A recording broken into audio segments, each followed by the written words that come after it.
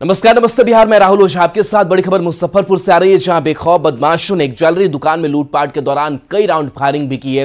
बदमाशों ने दुकान के कर्मचारी को भी गोली मार दी, जिसे इलाज के लिए अस्पताल में भर्ती कराया गया है। पुलिस ने मौके से 2 खोखा बरामद किया है। करीब 6 की संख्या में आए अपराधियों ने जमकर उत्पात मचाया है। घटना सदर थाना क्षेत्र के भगवानपुर रेवा रोड की है। हीरालाल सर्राफ एंड ज्वेलर्स दुकान में 3 बाइक पर सवार आधा दर्जन बदमाश पहुंच गए और दुकान में घुसकर लूटपाट करनी शुरू कर दी। हालांकि तब तक दुकान के मालिक कैश लेकर जा चुके थे, लेकिन बदमाशों ने कीमती गहने लूट लिए। बदमाशों ने दुकान के अंदर करीब 5 से 6 राउंड गोली भी चलाई और कर्मियों को बंधक बनाकर लूटपाट की घटना को अंजाम दिया। पुलिस सीसीटीवी फुटेज के आधार पर अपराधियों की पहचान में जुटी हुई है। तो ये मुजफ्फरपुर से बड़ी खबर है, जहां ज्वेलरी शॉप में लूटपाट की गई है और इस लूटपाट के दौरान दुकान में कई राउंड फायरिंग भी की गई। हालांकि बताया जा रहा है कि जो दुकान में कैश था उसे लेकर के मालिक के चले गए थे, लेकिन ज्वेलरी की लूट यहां से की गई। पुलिस सीसीटीवी फुटेज के आधार पर मामले की छानबीन करने में जुटी हुई है। तस्वीर दुकान के अंदर की आपको दिखा रहे हैं, जहां पर देखिए कैसे सामान बिखरे पड़े नजर आ रहे हैं। पुलिस भी मौके पर पहुंची है। 6 की संख्या अपराधी आए और इस लूटपाट की घटना को अंजाम देकर के चलते बने। साथ ही अपराधियों ने कर्मियों को बंधक भी बनाए रखा।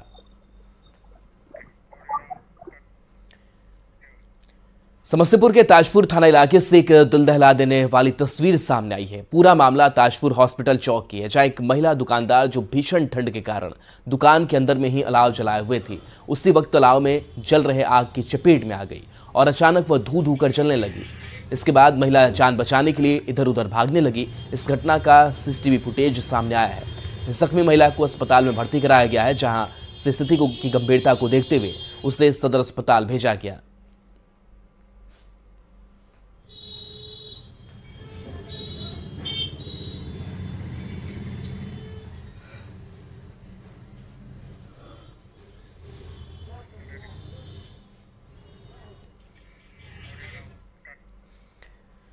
केंद्रीय जांच एजेंसी एनआईए ने देश में धार्मिक उन्माद फैलाने की एक बड़ी साजिश का खुलासा किया है, जिसका सूत्रधार पीएफआई को बताया जा रहा है। जांच में खुलासा हुआ है कि अयोध्या में बन रहे राम मंदिर में मूर्ति स्थापित करने को लेकर पिछले साल जनवरी में जब नेपाल से बिहार के रास्ते शालिग्राम पत्थर लाया जा रहा था, तब श्रद्धालुओं की टीम पर हमले की एक बड़ी साजिश रची गई थी।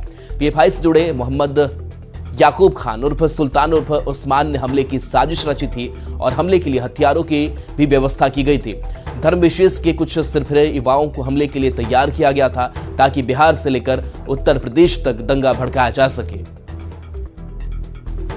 केंद्रीय जांच एजेंसी एनआईए के द्वारा एक बड़ा खुलासा किया गया है और जांच एजेंसी के द्वारा बताया गया है कि अयोध्या से जुड़े मसले पर जांच एजेंसी को पिछले साल कुछ महत्वपूर्ण जानकारी मिली थी और उसी के आधार पर याकूब के एक सहयोगी को गिरफ्तार किया गया था। और जब उससे विस्तार से पूछताछ की गई तो उसने इस बात को स्वीकार किया कि नेपाल से जो विशेष एक शालिग्राम पत्थर को अयोध्या लेकर जाया जा रहा था, उस वक्त में उस जो टीम है, उस जो भक्तों की टीम है, वहाँ पर उन लोगों के खिलाफ एक हमला करना और इसके साथ ही हमले को अंजाम देने के साथ साथ एक धार्मिक उन्माद को फैलाने की एक बहुत बड़ी साजिश को अंजाम देने की कोशिश की जा रही थी। हालांकि वो उस वक्त में फेल हो गया था और इस मामले में उसने बताया कि उसका संबंध प्रतिबंधित संगठन पीएफआई के साथ में है। और जिस तरह से उस विशेष शालिग्राम पत्थर की अगर बात करें तो उसे नेपाल से जब अयोध्या लेकर जाने की तैयारी हो रही थी, उस वक्त में देखने को मिला था कि बिहार में किस तरह से काफ़ी हजारों के तादाद में लोग सड़क किनारे खड़े होकर के उस पत्थर को पूजा कर रहे थे, पाठ कर रहे थे, क्योंकि जिस तरह से अलग अलग पत्थरों को देश के अलग अलग जगहों से मंगवाया जा रहा था, जिससे कि भगवान राम की मूर्ति को तराशा जाए, तो अलग अलग पत्थरों को मंगवाया जा रहा था। तो उसी में शालिग्राम पत्थर को भी मंगवाया गया था। तो वो लाने वाली टीम पर किस तरह से हमले की योजना थी, किस तरह से एक धार्मिक उन्माद फैलाना था और इसके लिए काफ़ी भारी मात्रा में हथियारों को मंगवाया गया था, तो ये बात भी याकूब ने स्वीकार किया है। तो निश्चित तौर पे कहा जा सकता है इस मामले की गंभीरता को देखते हुए जांच एजेंसी के द्वारा इस मामले में एक सप्लीमेंट्री चार्जशीट भी दायर किया गया है और बताया गया है कि किस तरह से एक बड़ी साजिश को अंजाम देने की कोशिश की जा रही थी। लेकिन ये मामला अभी खत्म नहीं हुआ है। निश्चित तौर पे इन तमाम मामलों की गंभीरता को देखते हुए, चाहे बात करें केंद्रीय जांच एजेंसियों की बात करें या खुफिया एजेंसी की बात करें या उत्तर प्रदेश या बिहार की बात करें, निश्चित तौर पे पुलिस प्रशासन से लेकर अन्य एजेंसियां सतर्क है और इस मामले की विस्तार तौर से तफ्तीश में जुटी हुई है। शंकर आनंद, न्यूज़ 18, दिल्ली। सिवान में उत्पाद विभाग की टीम ने काफी दूर पीछा करने के बाद एक मौली के बथान के पास एक लग्जरी कार को पकड़ा, जिसके अंदर से शराब की बड़ी खेप बरामद हुई। शराब के साथ एक तस्कर भी गिरफ्तार हुआ है, जबकि दूसरा तस्कर भागने में सफल रहा। यूपी से शराब की खेप बिहार लाई जा रही थी। बताया जा रहा था कि गोपालगंज चौक पर पुलिस गाड़ियों की चेकिंग कर रही थी, लेकिन कार सवार रुकने की बजाय भागने लगे, जिसके बाद काफी दूर तक पीछा करके शराब तस्करों को पकड़ा गया।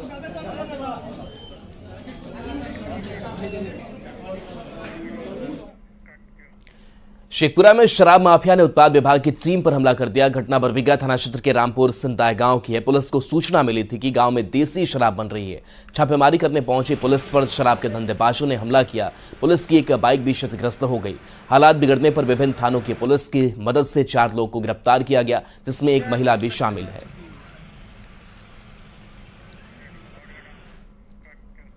समस्तीपुर के दलसिंह सराय थाना क्षेत्र के कोयला लदे ट्रक से 295 कार्टन शराब पकड़ी गई। तस्करों ने ट्रक में कोयले के पीछे शराब को छुपा कर रखा था, जिसकी सूचना पुलिस को मिल गई। इसके बाद ढेपुरा के नजदीक लाइन होटल के पास खड़े ट्रक की तलाशी ली गई। पुलिस ने ट्रक के ड्राइवर और खलासी को गिरफ्तार कर लिया है।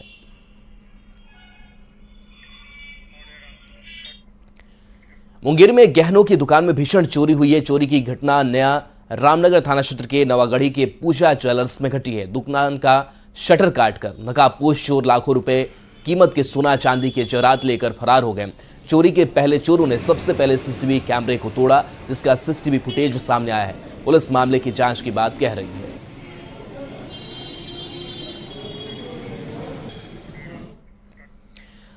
दानापुर में सैनिक बताकर नौकरी के नाम पर ठगी करने वाले आरोपी को गिरफ्तार किया गया है। यूपी के फर्जी सैनिक को पुलिस ने जालसाजी के आरोप में गिरफ्तार किया है। आरोपी को सेना की वर्दी में ही गिरफ्तार किया गया है। युवक सेना में नौकरी के नाम पर कई युवकों को लाखों का चूना लगा चुका है। आरोपी युवकों को फर्जी ज्वाइनिंग लेटर भी देता था। आर्मी इंटेलिजेंस लखनऊ की टीम ने दानापुर पुलिस की मदद से आरोपी गंगा सेवक को अरेस्ट किया है। उसके पास से सेना का फर्जी परिचय पत्र, आधार कार्ड, सेना का मोहर, कागजात और बाइक बरामद की गई है। नीतीश कुमार के INDIA गठबंधन का संयोजक बनने से इनकार करने के बाद बिहार में सियासी बयानबाजी तेज है। सभी पार्टियों के नेता अपने अपने हिसाब से इस मुद्दे पर बयान दे रहे हैं। प्रतिक्रियाएं सुनाते हैं। इंडी गठबंधन सिर्फ एक दूसरे को राजनीतिक रूप से ठगने में लगा हुआ है और इंडी गठबंधन का तो अस्तित्व धीरे धीरे खत्म हो रहा है। आज की बैठक में लगभग आधे लोग नहीं थे। नीतीश कुमार जी को पता है कि ये सारी की सारी कवायद उन्हें मुख्यमंत्री पद से हटाने के लिए हो रही है और बार बार हमारे माननीय मुख्यमंत्री नीतीश कुमार जी ने हर पद से लेने की संभावना से अटकलों को खारिज किया है कि वो किसी पद के लिए नहीं, एकमात्र मकसद जो इंडिया अलायंस का ऑब्जेक्टिव है कि किस तरह से एक साथ होकर लड़े और देश में एक सेकुलर छवि की सरकार लाए, जहां पे महंगाई और बेरोजगारी के से आम जनता को राहत मिले। और भारतीय जनता पार्टी के द्वारा जिस तरह से लोकतंत्र और लोकतांत्रिक प्रक्रिया को कमजोर करने का प्रयास चल रहा है, उसके खिलाफ सभी को मिलजुल करके चुनाव मैदान में जाना है और इसके लिए सभी दलों में सहमति है। नीतीश कुमार जी को कहीं न कहीं आभास हो गया है कि 2024 लोकसभा चुनाव कहीं न कहीं इंडिया गठबंधन के लोग, घमंडिया गठबंधन के लोग बुरी तरीके से हारने वाले हैं और नीतीश कुमार जी कतई नहीं चाहते हैं कि हार का ठिकरा मेरे ऊपर फोड़ा जाए। स्नातक पार्ट 1 की परीक्षा में खुलेआम छत पर बैठकर परीक्षा देने और नकल करने के मामले में तिलकामांझी भागलपुर यूनिवर्सिटी के नियंत्रक ने सफाई दी है। परीक्षा नियंत्रक आनंद झा ने कहा कि उस दिन काफी ठंड थी, बच्चों को रूम में काफी परेशानी हो रही थी। दियारा इलाके होने के कारण ठंड ज्यादा होती है, इसलिए कुछ छात्र छत पर बैठकर परीक्षा दे रहे थे। हालांकि नकल मामले की जांच करेंगे, वैसी कोई बात होती है तो कार्रवाई करेंगे। बता दें कि नौगछिया के LNBJ कॉलेज में BA पार्ट 1 की परीक्षा में छत पर और खुले मैदान में परीक्षा आयोजित की गई थी, जिसमें परीक्षार्थियों ने जमकर मोबाइल और नोट्स से नकल की, जिसका वीडियो वायरल हुआ था। किसी कारणवश किसी ने फोटो खींचा होगा, दिया है, लेकिन वस्तुतः बात यही थी कि ठंड के वजह से, क्योंकि अभी ठंड बहुत कड़े ढंग से चल रहा है बिहार में और वो दियारा क्षेत्र है कंप्लीट, कोसी और गंगा के बीचों बीच में वो गाँव पड़ता है ब्रह्मपुर। तो ऐसी स्थिति वहाँ पर उत्पन्न हुई थी। मैंने तुरंत ही जब ये वीडियो वायरल हुआ था, मैंने उनके प्रधानाचार्य से तुरंत बात किया था कि क्या बात है कि इस तरह के वीडियो बनते। नहीं सर, इस तरह की बात थी और लगभग 10 स्टूडेंट ऐसे थे जिन्होंने ये कहा कि हम लोग को काफ़ी ठंड लग रही है और सुबह के हम लोग घर से चले हुए हैं सो लगता है कि सर तबीयत ख़राब हो जाएगी, इसलिए थोड़ा अगर आप मर्सी करते हैं हमारे ऊपर तो हम लोग सर ऊपर धूप में एग्ज़ाम दे देंगे और बढ़िया से देंगे जैसे। लेकिन अब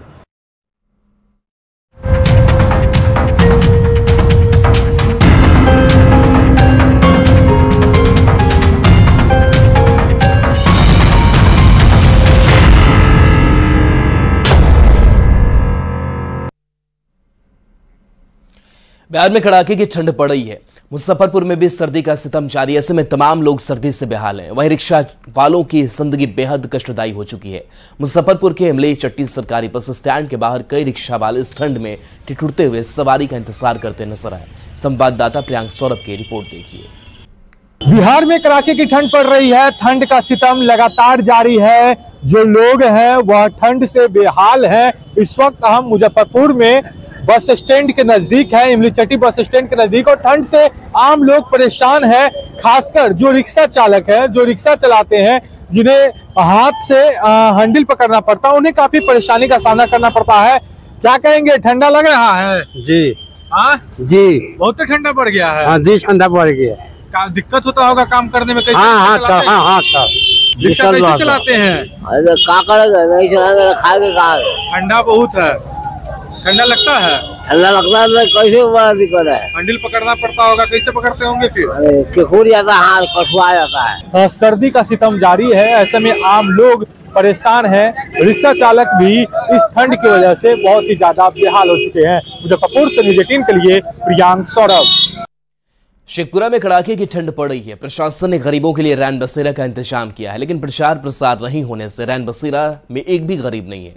नगर परिषद की तरफ से 2 रैन बसेरा का इंतजाम किया गया है, लेकिन लोग सड़क पर अलाव चलाकर हाड़ कपाने वाली ठंड से बचने की कोशिश कर रहे हैं। एक सारी बिघा बस्ती से संचालित रैन बसेरा का जायजा लिया संवाददाता अजीत कुमार सिन्हा ने। बसेरा का काफी महत्व बढ़ जाता है। कड़ाके की ठंड में रैन बसेरा का काफ़ी महत्व बढ़ जाता है। शेखपुरा नगर परिषद क्षेत्र में 2 रैन बसेरा बनाया गया है। आप देख लीजिए कि है रैन बसेरा, ये नगर परिषद क्षेत्र के अंतर्गत ये वार्ड नंबर 32 है, जो बिघा पर कहते हैं इसको। एक सारी बिघा के नाम से जाना जाता है, और कई बेड लगभग 47-48 बेड बिछाया गया है। व्यवस्था तो ठीक है, लेकिन लगता है प्रचार प्रसार का निश्चित रूप, जिसके कारण जो गरीब गुरबा को लोग आना चाहिए था, वो उसकी कमी देखी जा रही है। और क्या क्या व्यवस्था कर रखे हैं? यहाँ तो आश्रय विहीनी को फ्री में खाना मुफ्त में दिया जाता है, और जो दूर दूर से आते हैं ठहरते हैं यहाँ पर, और उन लोग को 35 रुपये प्लेट खाना मिलता है। ठंड से बचाव के लिए क्या? ठंड के बचाव के लिए कम्बल है, मच्छरदानी। घर में नहीं रहते हो? घर में नहीं रहो? घर में घरा तो कह दिया बेटे कि घर हमरा नहीं है, कई घर गिर गए तो दोसर पहले ले के। तो कहाँ पर हो? रात में रह जाइए ट्यूशन पर। रहे व्यवस्था तो कहाँ चल जाओ?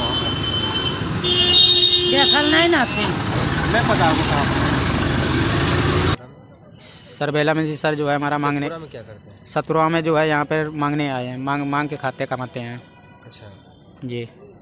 तो क्यों मांग तो नहीं रहते हैं अपना घर में? मतलब यहाँ ऐसा है कि वहाँ जैसे गांव है वहाँ भी मांग लेते हैं। अब एक दिन जो है हर बार तो जा नहीं सकते हैं एक ही गांव, तो घूम घूम के जो है मांगते खाते अपना परिवार चलाते हैं। ठंड से बचाव के लिए कंबल की व्यवस्था, मच्छरदानी की व्यवस्था सारा किया गया है, लेकिन चूंकि प्रचार प्रसार नहीं होने के कारण लोग ये नहीं आ पा रहे हैं। जरूरत है नगर परिषद के कर्मी द्वारा कि प्रचार प्रसार बड़े पैमाने पर की जाए, ताकि जो लाभुक हैं, जो प्रभावित लोग हैं ठंडा से, गरीब गुरबा लोग हैं, वो निश्चित रूप से रैन बसेरा आएँ और यहाँ का लाभ उठाएं। अजीत कुमार सिन्हा, न्यूज़ 18 शेखपुरा।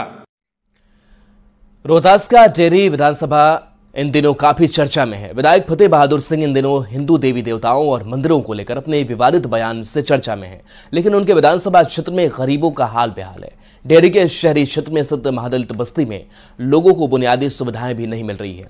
डेहरी के हरिचंद टोला का जायजा लिया हमारे सासाराम संवाददाता अजीत कुमार ने।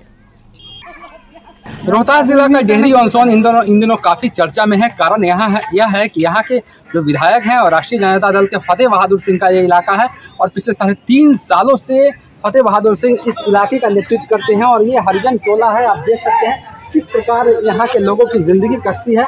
इस प्रकार अभी भी ये जो इलाका है शहरी क्षेत्र का है, बिहरी के शहरी क्षेत्र का इलाका है और विधायक जी का आवास भी अमूमन कुछ ही कदमों के दूरी पर होगा, लेकिन यहाँ गरीबों की स्थिति आप देख सकते हैं। कुछ ना मिला, राशन कार्ड रहे पीआर का तू बंद करवा दो, 2004 के रहे। फतेह बहादुर जी विधायक हैं आपके ना? हाँ, तू कहाँ कुछ हमें कैल अनाज उनाज फ्री वाला भी नहीं मिल रहा ना, कुछ ना अनाज नहीं मिलता है हम लोग। हाँ, तो विधायक जी कभी आए हैं इधर? विधायक जी हैं तो विधायक जी क्या करेंगे? विधायक जाते हैं वोट मारने। हाँ, कुछ भी हम लोग के राशन नहीं बना है। स्कूल वगैरह है इधर इस टोला में? नहीं, स्कूलों नहीं है, शौचालय भी कुछ भी नहीं है। शौचालय नहीं आपके यहाँ? ना, काहे नहीं है? कोई ध्यान नहीं दे रहा है सर, गरीब हम लोग कहाँ जाए, इन्हीं लुका छुपा के बैठते हैं, लुका छुपा के बैठते हैं। विधायक जी से नहीं कहें जाती है। उनके इलाके की स्थिति आप कैमरे में देख सकते हैं। अजीत कुमार, न्यूज़ 18, गहरी ऑनसॉन, रोहतास। भागलपुर में लोग एक महीने से पानी की समस्या को लेकर परेशान हैं। शहर के वार्ड नंबर 48 में इशाक चक मोहल्ले में हजारों की आबादी पानी की समस्या झेल रही है।